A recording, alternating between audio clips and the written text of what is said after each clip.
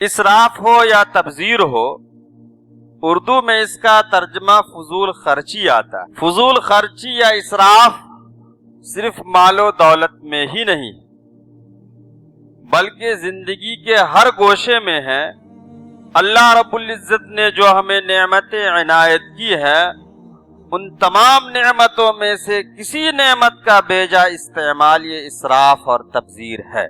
इस बात को समझने के लिए हज़रत सुफियान सौरी रहमतुल्लाह अलैह का ये कौल अपने जहन में रखना चाहिए कि कुल्लु मा उनफिक फी गैरि ताअतिल्लाहि फहुवा इसराफ, कि हर वो चीज जो अल्लाह की इताअत के अलावा दूसरी चीजों में खर्च किया जाए वो इसराफ है। जो खुदा को खुश करने के लिए ना हो वो इसराफ, जिससे कोई दुनियावी मनफात या दीनी मनफात हासिल होना मकसूद ना हो तो वो भी इसराफ है।